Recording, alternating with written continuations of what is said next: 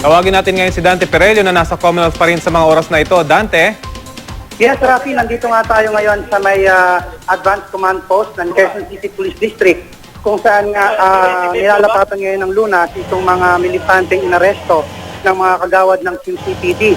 At kanina nga ay nasakyan natin ng magkagulo ay nagkapaluan, nagkagirian at nagtatakbuhan. Kaya ilan din yung nakita nating mga sugatan sa ating pagtansya ay aabot yata sa may 10 yung naaresto. At may mga nasugatan din sa panig ng pulisya. At kanina nga ay nakuna natin yan at may ipapakita natin.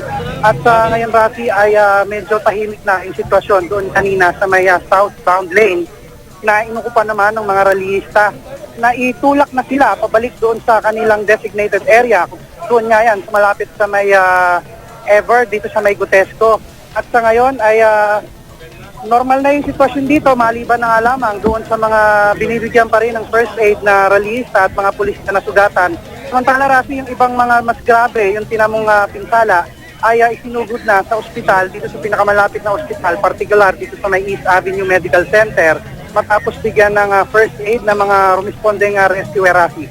Dante, nabuksan na ba yung bahagi nga ng Commonwealth Avenue? Pwede na makadaan yung mga sasakyan?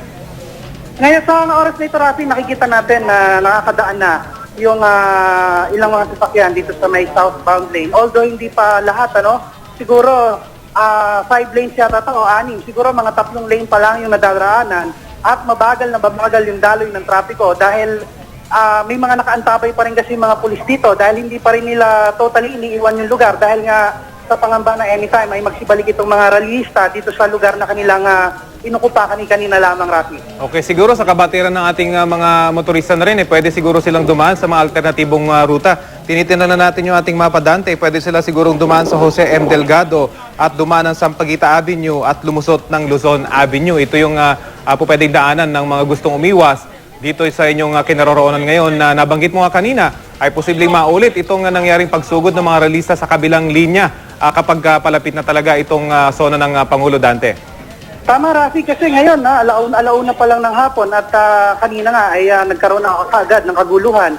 So ang in-expect natin habang papalapit itong zona ng Pangulo ay mas madaragdag pa itong mga rallyista kasi may mga hinihintay pa, Rafi, na mga manggagaling dito sa iba't ibang bahagi ng Metro Manila na nagsasagawa rin ng kanilang mga programa na pagkatapos naman ay dito tutuloy sa may bahagi ng Commonwealth Avenue, Rafi.